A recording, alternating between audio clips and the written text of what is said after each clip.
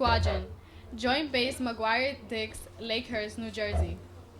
In this capacity, he provides the unit commander and senior leadership with an assessment of the unit's ability to perform key logistics processes, ensuring standardized, repeatable, technically compliant process execution, while promoting a culture of professional excellence and personal responsibility. Additionally, he drives excellence in operational compliance, innovation, and safety. Senior Master Sergeant Alarcon was born in Lima, Peru. He graduated from East Side High School and joined the Air Force in August 2000. He began his career at Minna Air Force Base, ND, as a supply apprentice. He has held various positions in the logistics career field at the squadron, group, and geographically separated unit. Senior Master Sergeant Alarcon has deployed 3 times in support of ongoing operations in Central and Southwest Asia.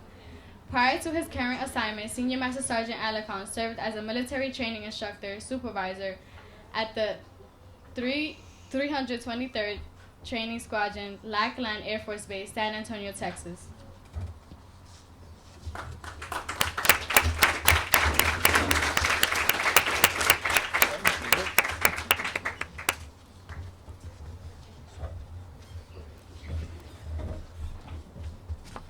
Wow. What an amazing night is tonight, huh? Thank you, everyone. First and foremost, I want to thank Master Sergeant Messina and Master Sergeant Persing for allowing me the opportunity to be here tonight. It's truly an honor to be here tonight, and thank you for being part of such an important event. First, I got to tell you how I ended up here tonight, because everything has a history. So there I was 2 Fridays ago, just having a conversation with one of my coworkers, and he asked me, "Hey, would you want to be a guest speaker at a JROTC graduation?" And I was super excited. I was like, "Yes, let me in it. I want to go ahead and do it." And he said, "Okay, it's in 2 weeks." So I felt like I had to go to the bathroom because, of course, I got nervous because, I mean, believe it or not, you guys are probably one of the biggest critics that a speaker can have, because you guys want so much knowledge and so much information. And since that day, I've been thinking about what I'm going to speak with you, or what I'm going to tell you tonight. But before I tell you, I'll go into my speech, if you will. I also would like to thank the principal, and I know the principal is not here tonight, for allowing me the opportunity to also be here. The teachers that are here with us tonight, thank you for taking the time of your schedule to actually be here and sharing with the cadets. To the guests of the cadets, thank you for being here and supporting each one of the cadets that you're here to support. And of course, once you return home, to your parents or the individuals that are waiting for you at home, thank them for giving you the opportunity to be here tonight and for supporting you. And the cadets, I'll tell you, today has been probably the highlight of my entire year so far. I've seen how hard you've pushed yourself during PT today. Some of you even got dizzy because you were working and pushing yourself so hard. And then after talking to Master Sergeant Messina, he told me that it was you who was putting all of this together. And that is impressive. The fact that you can see young men and women working together to put such an event like this together, it's amazing. It's truly amazing. And my hat off to you, even though I don't have a hat tonight, but my hat off to you for that. So give yourself a round of applause.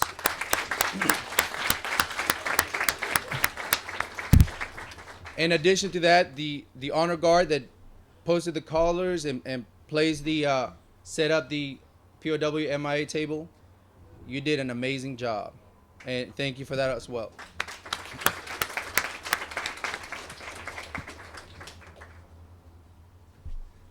So my story, As you heard in my bio, I am originally from Lima, Peru. I was born there and raised there for the first 15 years of my life, actually. Um, my upbringing was similar to a lot of yours, pretty tough. Uh, didn't have a lot. If you know a lot of people from third world countries, typically we don't grow up with much. But the one thing I had was the values that were instilled by my parents and the lessons that I learned as I grew up. I remember one time I was working for one of our neighbors. He was a construction worker, and he needed us, the kids from the neighborhood, to help him out carry bricks up to a third-story house because he needed to finish that house, that third story, that third floor. And of course, I was kind of lazy at the time because I was young and it was hot. So I remember being super slow. I would just grab one brick and walk myself up the steps slowly, and then take it there, walk back down. Slower than everybody else. Well, my father came to check on me and saw me doing what I was doing. He said, "What are you doing?" In not so nice words. And I said, I'm working. What do you mean? And he said to me, "This is not who I'm raising you to be. I'm raising you to be much better." I was 11 years old. I didn't really care. So he snatched me out, took me home, and gave me a whooping. I can remember like it was yesterday, actually, because it was lesson number one in my life. He said to me, "I don't raise lazy people." He said, "I don't care what you do in life. I don't care what your profession is. I don't care if you're a shoe shiner at a corner." He said, "You better be the best shoe shiner there is out there. You better make sure that every customer that comes to you always wants to come back to you." At the time, I listened, but I didn't really take it in. I moved on, went to school, came to the States, went to Patterson, New Jersey. Some of you know. If you ever watched the movie, no, Lean on Me. If you ever watched the movie Lean on Me, that was my high school, the Ghost, Eastside High School. Unfortunately, Mr. Clark was not my principal, but that was my high school. And at that school, I got beat up about 4 different times because I was not part of the in crowd. In my first 3 months in that school, I got beat up 4 different times. So I went home one day and I told my dad, "I'm sick and tired of trying to be the good kid that you want me to be. I'm getting beat up. Nobody cares. That's not what people will do." And he said to me, "Continue to push. Hold on to the values that I'm telling you today, and you will succeed." Eventually, I came in the Air Force, and I was okay. I was okay, an okay airman. I wasn't stellar at first. I got in a little bit of trouble, but I had good mentors that would always remind me of what is the better purpose of what I was doing. And I grew up and I got better at what I was doing, and I started getting recognition for what I was doing. And eventually, what my dad said to me when I was 11 years old kind of clicked. I started to do a better job than all the airmen around me. I started to become the best shoe shiner that he wanted me to be. And things just started coming my way. Things just started happening. But there was one question I was still not able to answer, and you may not be able to answer it today either if I were to ask that question to you. Somebody asked me, a civilian asked me one day, as a young airman after being in the military about 2 years, he said, "Why do you serve?"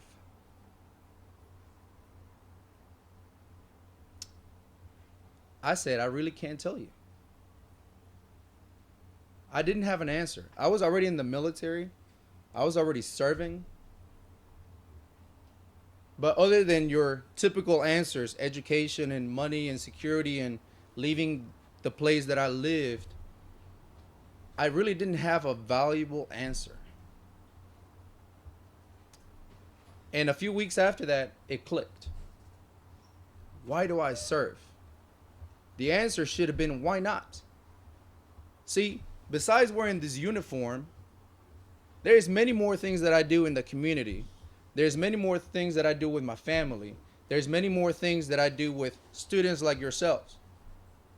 Where I serve, I go to different places, feed the hunger and provide clothing for the homeless and things like that. So why do I serve? My answer is just, why not? Why not? If I can dedicate my time and learn some of the lessons, the valuable lessons that I learned coming up as a kid, and understanding what it means to actually not have something on your table to eat, not have new clothes in the beginning of the school year. If I can understand that and internalize that information, then why not? So my question to you is, why do you serve? You serve each other. You serve your family in one way or another. You serve your friends, your school, your community. Ask yourself, why do I serve in whatever capacity it is that you serve? The second question I was asked as I actually progressed in rank and in the military, I hear things like making senior master sergeant is a very hard rank to make. I hear is, what makes you the successful person you are, or how can I be successful? And I'll tell you honestly that I did not have that answer either, because I'm not a know-it-all. But it wasn't until I went to a graduation where I heard the 5th Chief Master Sergeant of the Air Force give a speech. And in this speech, he said, there are 4 key ingredients to success. And you are lucky, because I'm going to give you those ingredients tonight. Hopefully you can remember. You didn't drink enough of that stuff over there. That actually your brain's still functioning. And you can remember this at the end of the night. There's 4 key ingredients. And I'll tell you, the first is why you're here tonight. Aptitude. What does aptitude mean? It's the information that you're learning in school, the information that you're learning through the books, the information you're learning from life itself, what you're learning day in and day out, from your friends, from your good friends, from your bad friends, because trust me, you can learn a lot from good and bad people, good things to do and bad things to do, or what not to do.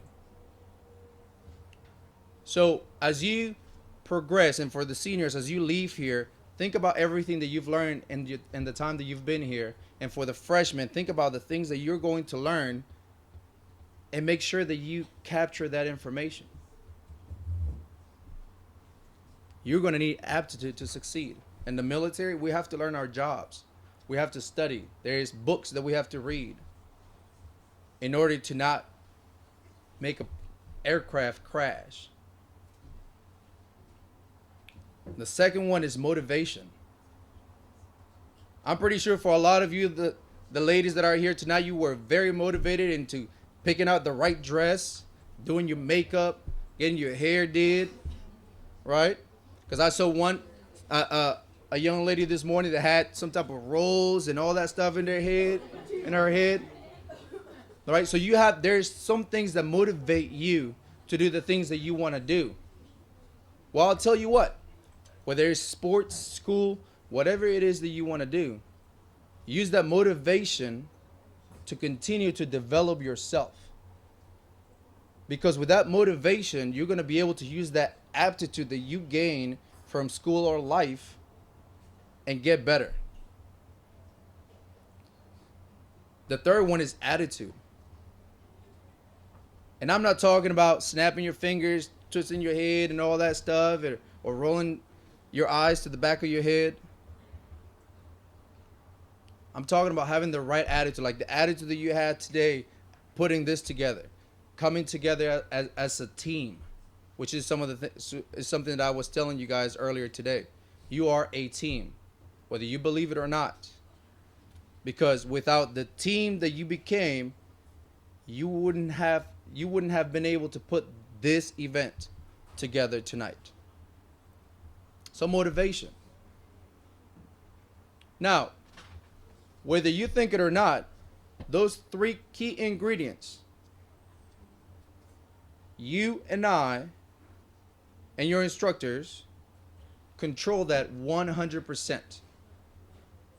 You choose to become knowledgeable, to get the aptitude that you need.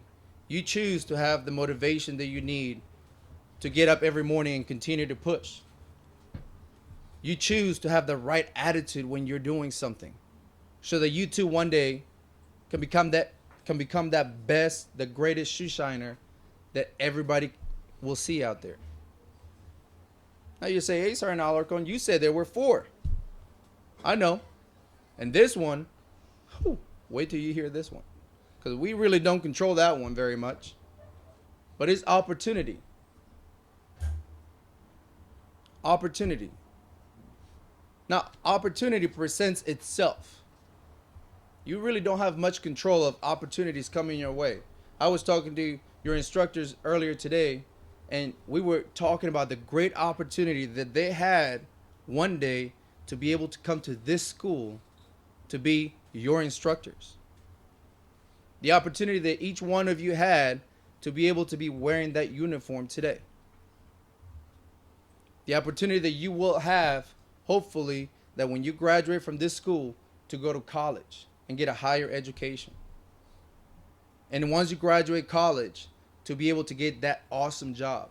So basically, opportunity, it's all it is a door that's waiting to open for you. And I can guarantee you that if you have the right aptitude, the right motivation, and the right attitude, the second that opportunity presents itself, you're going to jump right on it. Trust me, that door is waiting for you. That door is right there. It was there for me. If you were to ask me at 10, 11, 12 years old that I would be here tonight, I would tell you were crazy. If you were to ask me that I was going to be, thank goodness, as successful as I am tonight, I would tell you there is no way, because of where I came from. But that door opened up for me. That opportunity came for me. And because, thanks to my parents and people around me, I was able to develop to have the right aptitude, the right motivation, and the right attitude. And as soon as that opportunity came, I jumped on it like there was no tomorrow. Hopefully the day that door is opening for you, you were able to achieve those 3 key ingredients that you control 100%. So that when the door opens, you sprint through it like a maniac and be the successful person that the world is waiting for you to be. Thank you for having me here tonight. It's a pleasure. God bless.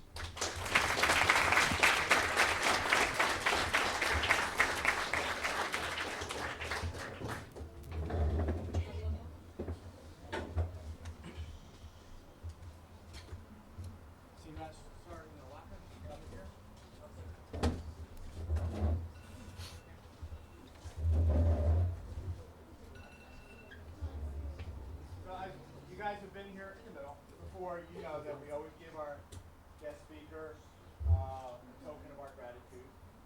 So this year we're giving you a spoon, and it's not the plastic one; it's metal. But you have to come back to get the whole set. Okay? So Appreciate it, sir.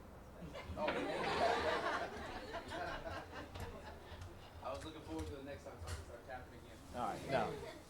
got it right here.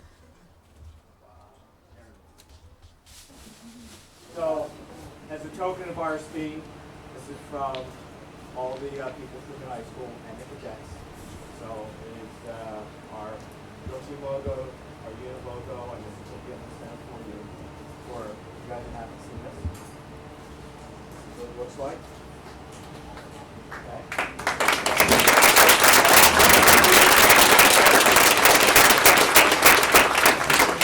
Anybody wants to, where's our official photographer? Oh, okay. That's it. Yeah, make sure you get all three of us in.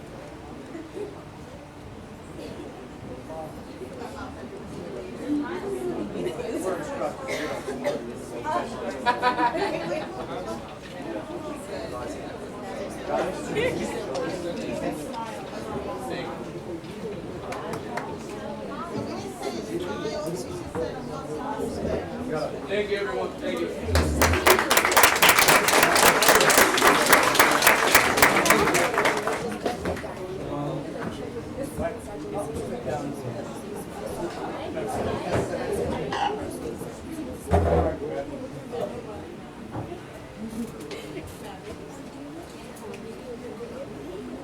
Our next order of business is the Kitty Hawk Air Society Induction Ceremony. Ladies and gentlemen, the director of the Neil Armstrong chapter of the Kitty Hawk Air Society, Cadet Technical Sergeant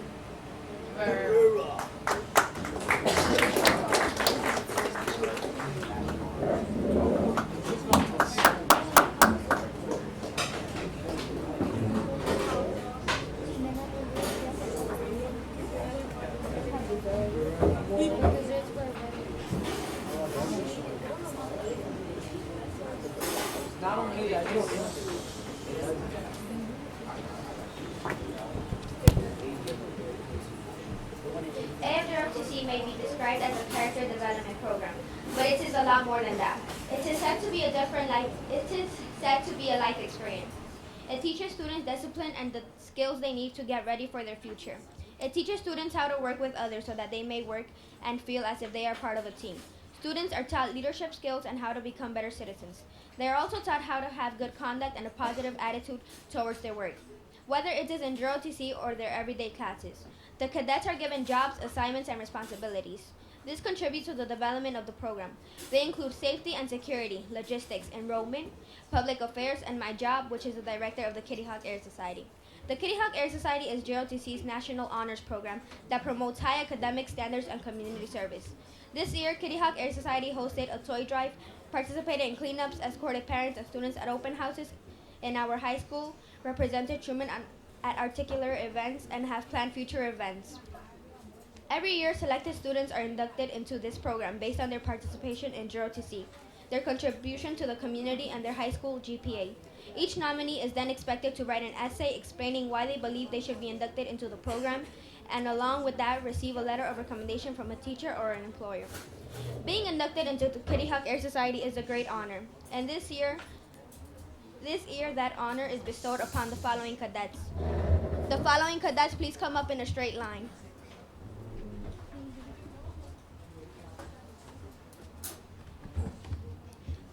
Cadet Airman Awese Siwi.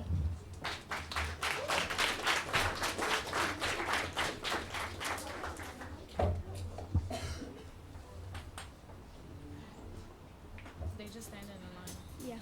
You told them? Try to make me proud this time. Yes, sir. Cadet Airman Donovan Cruz.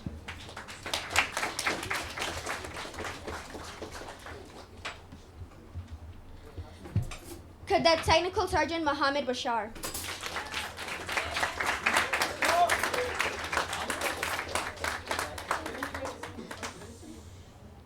Cadet Airman First Class Jeffrey Pena.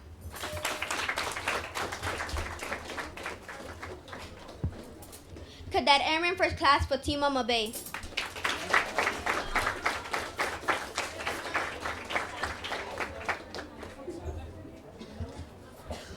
Cadet Airman Colin Peinado.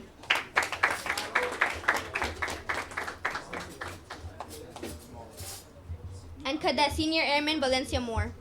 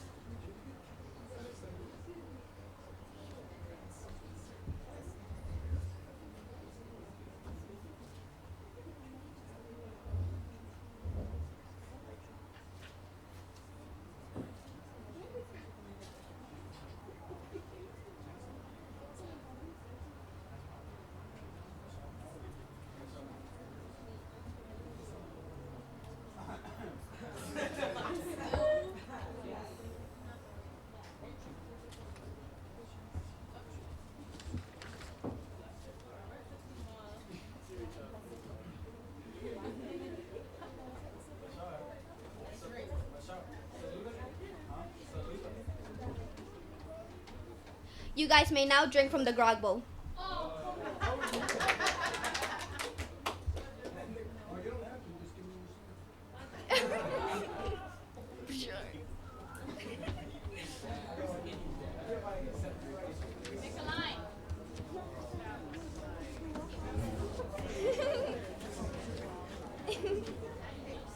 As part of the Kitty Hawk Air Society, they have to finish it.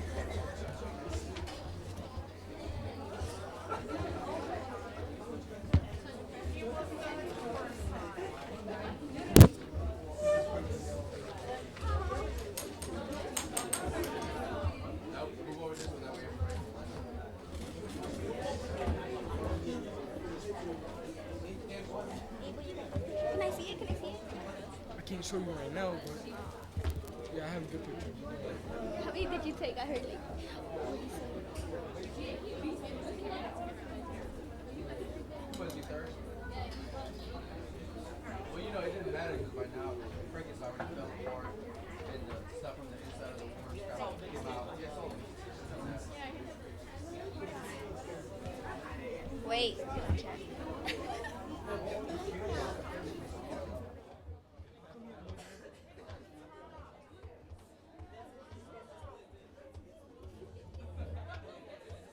Colin, wait.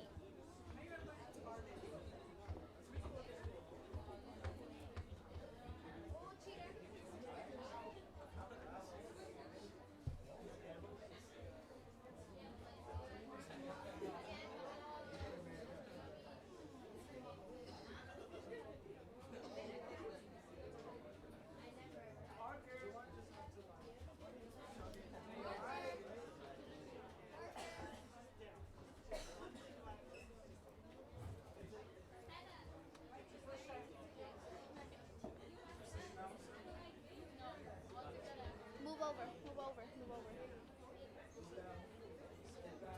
Colin, move down. Valencia.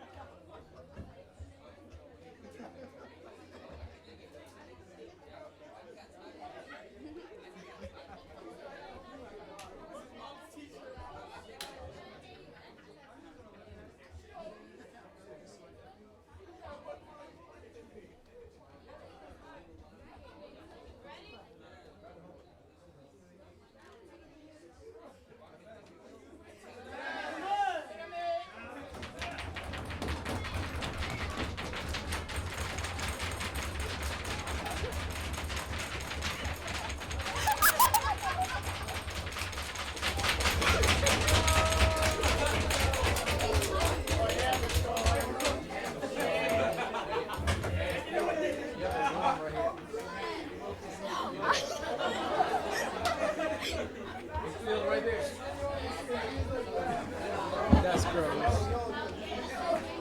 Should I just take my stuff? Yeah.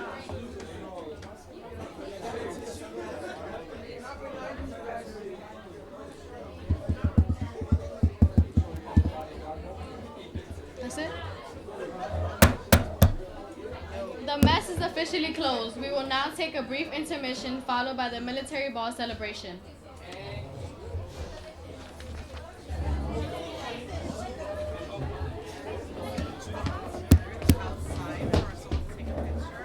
Huh?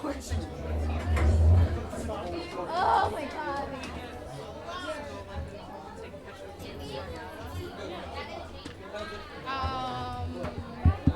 Should I say it on the mic?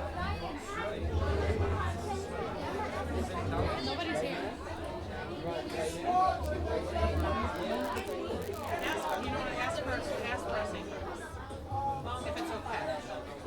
Huh? What you said?